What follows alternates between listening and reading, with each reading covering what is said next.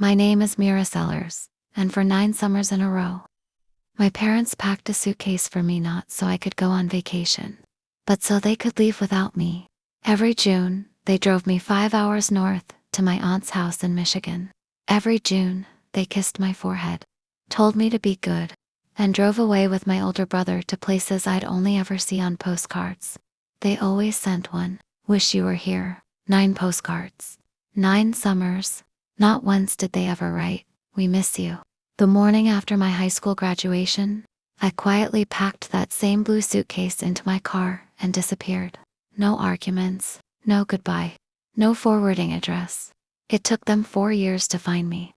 When they finally walked into the cafe I had built 2,000 miles away, my mother looked around at everything I'd created, and the first words out of her mouth told me she hadn't come to apologize. She had come to collect. The blue suitcase appeared on my bed the last day of 2nd grade. I was 8 years old. It was sky blue with little wheels and a shiny plastic handle. My mother smiled as she set it down. "Your very first suitcase," she said proudly. I thought we were going to Disney World.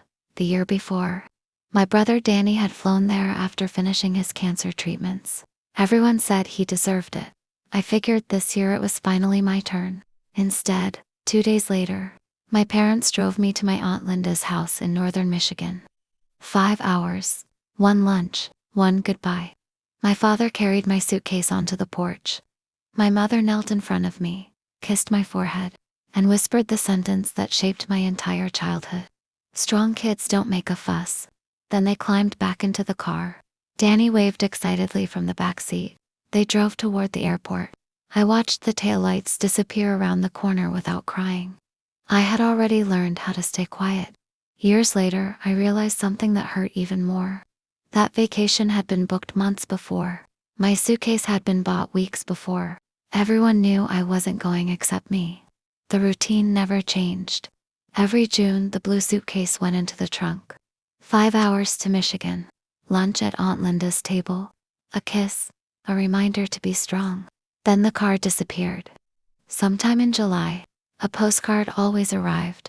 Orlando, Yellowstone, the Grand Canyon, San Diego, Niagara Falls. Every card ended with exactly the same sentence. "Wish you were here." I used to read those words over and over, hoping I'd missed something. Eventually I realized what was missing. They never wrote, "We miss you." School always made it worse. Every September, my teachers assigned the same essay. "What did you do over summer vacation?" I'd write about baking pies with Aunt Linda beside the lake. My classmates wrote about beaches, roller coasters, and airplanes. At home, my mother taped my essay to the refrigerator, right beside a photo of Danny riding a jet ski. 2 different childhoods. 1 refrigerator. 1 family. To be fair, my parents hadn't always been cruel. Life had frightened them first. When Danny was 6, he was diagnosed with leukemia.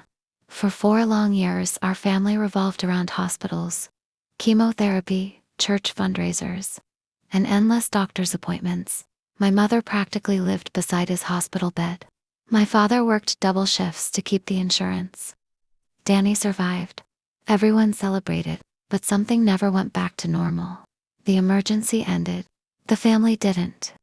Danny remained the center of everything, and I became the easy one, healthy, quiet, independent, the child who supposedly didn't need anything. Looking back now, I understand why they loved him so fiercely. What I still can't understand is why loving him meant leaving me behind. The summer I turned 10, I finally asked to go with them. That year's trip was the Grand Canyon. I'd seen pictures at school, and I couldn't stop thinking about it. A place so deep it looked impossible. For the first time in my life, I believed maybe they had simply forgotten to ask me. So I made a plan. I wrote a list called Reasons I Should Come To. There were 7 reasons. The first one read, "I've never seen anything a mile deep." I practiced my speech in front of my bedroom mirror until I could say it without stumbling. That evening, I found my parents in the kitchen. My mother was drying dishes. My father stood by the doorway, jingling his car keys. I held out my paper with shaking hands. "I'd really like to come this year." My mother read the list. She smiled sadly. Then she knelt down so we were eye level. Myra, she said softly, this trip is for Danny. He almost didn't get to have a childhood. You understand, don't you? I wanted to say, so did I, instead. My chin trembled. She tucked my hair behind my ear. Then she repeated the sentence I knew by heart. Strong kids don't make a fuss. My father never spoke. He simply looked away. That silence hurt more than her words ever could. That night, I came downstairs for a glass of water. Halfway down the stairs, I froze. My blue suitcase was already sitting beside the front door, packed, zipped, ready to leave. I hadn't touched it, which meant someone had packed it before I ever asked to go. My answer had existed long before my question. I never asked again. Ironically, those summers became the happiest part of my childhood. Not because my parents were gone, because Aunt Linda was there. She had owned a small bakery for years before retiring. The first morning I stayed with her. She tied an apron around my waist and handed me a rolling pin. If you're staying here, she smiled, you're working. She taught me everything. Pie crust, bread, cookies, cinnamon rolls. She never yelled when I made mistakes. She simply asked, what do you think went wrong? No one had ever asked me what I thought before. At home, I followed instructions. At Aunt Linda, my opinions mattered. Customers knew my name. Neighbors called me Linda's summer girl. For 2 months every year, I wasn't invisible. I was simply Myra. One evening after we finished baking peach pies, Aunt Linda looked across the kitchen table and smiled. You know something. I looked up. In this house, she said, you're not the quiet one. You're just Myra. Then she stopped talking, as if she'd almost said something she wasn't allowed to. Moments like that happen every summer. She'd begin a sentence, then change her mind.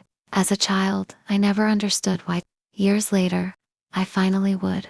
The summer I was 12, I woke up thirsty around midnight. As I walked downstairs, I heard Aunt Linda on the phone. Her voice sounded different, sharper, almost desperate. Then let her stay with me, she said. I'll enroll her here. Silence then. No, Carol. People will survive asking questions. Another silence. Then Aunt Linda's voice became cold. So that's your answer. That's really your answer. I stepped on a loose floorboard. She turned immediately. When she saw me standing there in my pajamas holding an empty glass, her entire expression changed. She smiled. Couldn't sleep? I nodded. She poured me a glass of milk and walked me back upstairs. Neither of us mentioned the phone call again. At 12 years old, I didn't understand what I'd overheard. I only knew someone had tried to fight for me, and someone else had said no. I wouldn't learn the truth about that conversation for another 10 years. By the time I turned 14, I stopped hoping things would change. Hope takes energy. Planning doesn't. So instead of wishing my parents would suddenly notice me, I opened a spiral notebook and wrote one date across the top of the first page. June 2015. The month I would graduate high school. The month I would leave. From that day on, every decision I made served one purpose. Escape. I calculated everything. How much rent cost in different states. How much an old Honda would cost. How many hours I'd need to work every week to survive. I never told anyone what I was doing. Keeping quiet had become my greatest skill. The summer I was 17, I made my first move. I asked my parents if I could skip Michigan that year and stay home to work instead. My mother smiled proudly. See, she told the neighbors later. Myra's always been so independent. She approved it in less than a minute. No questions. No curiosity. No concern. That easy yes told me everything I needed to know. They trusted me because they never imagined I had somewhere to go. I spent that summer waiting tables at a small diner just outside town. Every tip went into an envelope hidden behind my winter coats. $20, $50, $100. Every night I counted it twice. By graduation, that envelope had become a shoebox holding $6,400. My parents assumed I was saving for college. I let them believe it. The truth was, I wasn't saving for an education. I was saving for freedom. At the public library, I spread a road atlas across a wooden table and searched for a place no one would ever think to look. I wanted somewhere far enough away that no one could drive there on impulse. Somewhere affordable. somewhere that needed bakers. Because thanks to Aunt Linda, baking was the one thing I knew I could do well. Then I saw it. A photograph of a lake, surrounded by pine trees in northern Idaho. The water was impossibly blue. For a moment, it reminded me of the lake behind Aunt Linda's house. Only bigger, calmer, like the future I'd been imagining. I wrote down the names of every cafe and bakery in town. Using my best friend Jess's mailing address, I secretly sent out job applications. Weeks later, one letter arrived. A small lakeside cafe needed a dishwasher. The pay was terrible. I accepted before they could change their minds. Graduation day finally came. I woke up before sunrise. By 6 o'clock, my old Honda was already packed. The blue suitcase sat in the trunk. The shoebox of savings was hidden beneath the spare tire. And beside it was something I almost left behind. The other shoebox. The one filled with 9 postcards. I told myself I was keeping them as proof. The truth was, I still couldn't throw them away. My parents came to the ceremony. For a while, halfway through the graduates, my mother leaned over. "We have to leave early," she whispered. "Danny's company is throwing him a celebration dinner. We're so proud of you." She squeezed my hand, then walked away. When they finally called my name, I crossed the stage, accepted my diploma, and looked out at 2 empty chairs. Oddly, I didn't cry, because disappointment only hurts when you still expect something different. That afternoon confirmed what I'd known for years. Leaving wasn't betrayal. It was survival. At 4 o'clock the next morning, while the entire house slept, I carried my suitcase downstairs. I left one note beneath the sugar bowl, just 3 sentences. "I'm safe. I'm an adult. Please don't look for me." I signed it the way Aunt Linda always signed my birthday cards, M. Then I backed my car out of the driveway without turning on the headlights. I didn't switch them on until I reached the end of the street. As my childhood disappeared in the rearview mirror, I realized something. For the first time in my life, I wasn't the one being left behind. It took me 3 days to drive from Ohio to northern Idaho. I slept twice in Walmart parking lots with the doors locked and the blue suitcase beside me. Every mile felt unreal, terrifying, free. Somewhere in Montana, I pulled into a gas station, took my phone apart, and replaced the SIM card with a prepaid one I'd bought using cash. Then I dropped the old SIM into a trash can. That number had belonged to the girl who always waited. I wasn't her anymore. Late on the 3rd afternoon, I crested a hill and saw the town spread out below me. Crystal blue water, pine trees stretching toward the mountains, tiny boats drifting across the lake. It reminded me of Aunt Linda's home. Only this time, no one had sent me there. I'd chosen it. For the first time in my life, I was exactly where I wanted to be. The lakeshore cafe wasn't glamorous. Old wooden floors, faded walls, coffee that never stopped brewing. The owner, Rosa Delgado, had run it for decades. She hired me as a dishwasher. 10 hours a day, hot water, soap, stacks of plates. My hands cracked until they bled. I loved every minute, because every paycheck belonged to me. Every decision belonged to me. Every tomorrow belonged to me. I rented a tiny studio apartment above a garage. The rent was cheap. The heater barely worked. One freezing October night, it stopped completely. I almost called the landlord. Instead, I watched repair videos at the public library, bought a $6 replacement part, and fixed it myself. Looking back, I realize it wasn't really about saving money.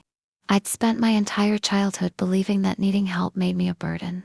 So I learned to survive without asking. A few months later, the cafe's baker injured her wrist. Rosa walked into the kitchen. "Can anyone bake?" Before my fear could stop me, my hand went up. She handed me a bag of flour. "Show me." I made pie crust exactly the way Aunt Linda had taught me. Cold butter, gentle hands, no shortcuts. Rosa tasted one bite, then another. She smiled. "Who taught you that?" My Aunt Rosa nodded. "Your aunt raised a baker." No one had ever said something about me with that much certainty. That afternoon changed everything. Within weeks, I moved from washing dishes to baking every morning before sunrise. For the first time in my life, people were standing in line for something I'd created. 11 days after I arrived in Idaho, Someone knocked on my motel door. A police officer? My stomach dropped. My mother had reported me missing. He checked my driver's license, my lease, and asked only one question. Are you here by your own choice? Yes, he nodded. Then you're free to stay. He explained that, because I was an adult, my family would only be told one thing: that I was alive, nothing more. No address, no phone number, no location. When he left, I locked the door and leaned against it for a long time. For the first time, the law protected me instead of sending me back. Before changing my phone number completely, one voicemail slipped through. It was my mother. Myra, she said calmly, this is all very dramatic. We raised you better than this. Then she began the sentence I'd heard my entire childhood. Strong kids don't make a die. Deleted the message before she finished. Silence filled the room. And for the first time, I realized I never had to hear that sentence again. The years passed quietly. I baked, saved every dollar I could, built friendships, built confidence, built a life. By my 4th year in Idaho, Rosa trusted me enough to let me run the kitchen whenever her arthritis flared up. One snowy afternoon, she sat across from me with 2 cups of coffee. I want to retire, she said. Then she looked me straight in the eyes. When want to sell the cafe? To you, my heart stopped. She named the price, $40,000 down. I had just over $23,000. It felt impossible still. I taped a sheet of paper inside my closet door. At the top I wrote one number, $40,000, every week. I watched that number get a little smaller. For the first time in my life, I wasn't counting the days until I could escape. I was counting the days until I could finally belong. For the next year, every dollar had a purpose. No vacations. No new clothes unless the old ones completely fell apart. No unnecessary spending. Every extra shift, every tip, every birthday check, everything went toward one dream: owning the Lakeshore Cafe. For the first time in my life, I wasn't running away from something. I was running toward something. There was only one connection I never completely cut. Every June, I bought a postcard of the lake. No return address. No signature. Just a tiny hand-drawn pie on the back. Then I mailed it to Aunt Linda in Michigan. That little pie meant only one thing: I'm alive.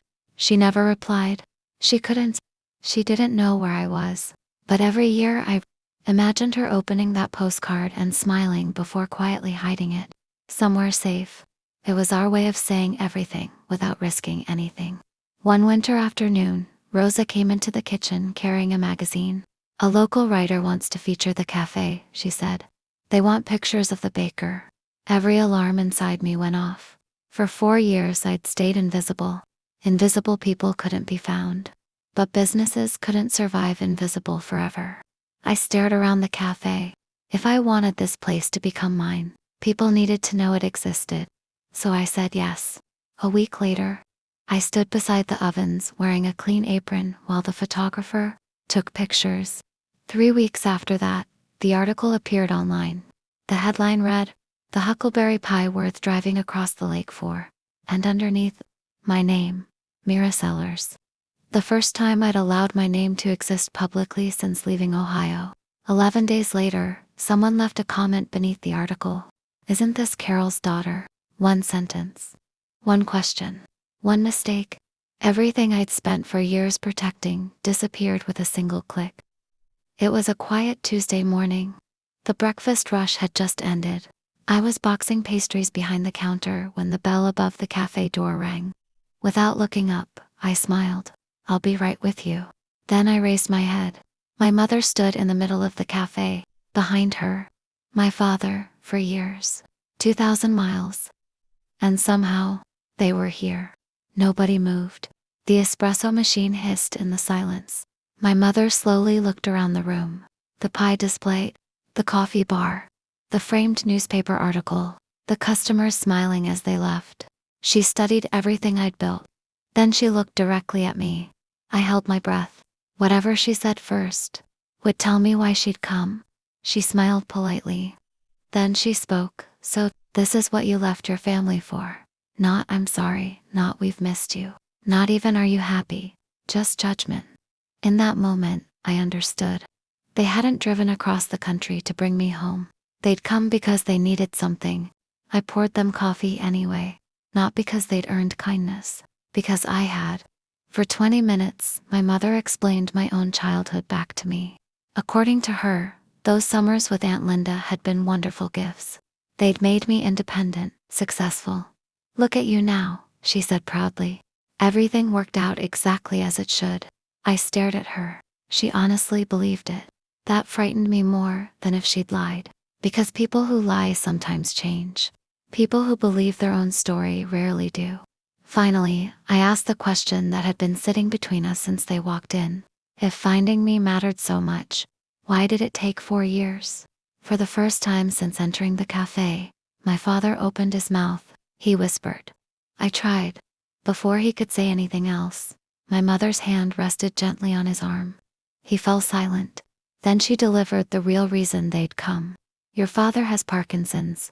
I looked at his trembling hand. Suddenly everything made sense. Before I could even process the news, she continued. Danny has a family. He has children. He can't take this on. Then she reached across the counter and took my hand. You've always been the strong one. It's time to come home. At that exact moment, I realized nothing had changed. After 4 years, I was still just the child expected to carry everyone else's weight. I gently pulled my hand away. No, just one word. No anger, no shouting, just no. My mother stared at me as if she'd never imagined that answer existed. I told them I had customers arriving soon. They finished their coffee and left. As my father reached the door, he looked back at me. For just a second, then they drove away. That night, my phone rang.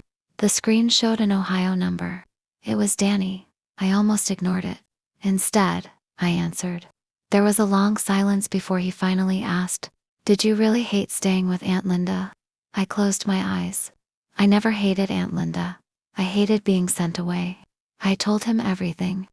The blue suitcase. The 9 postcards. The words, strong kids don't make a fuss. When I finished, Danny didn't speak for several seconds. Finally, he whispered, Mom always told me you loved those summers. I believed her.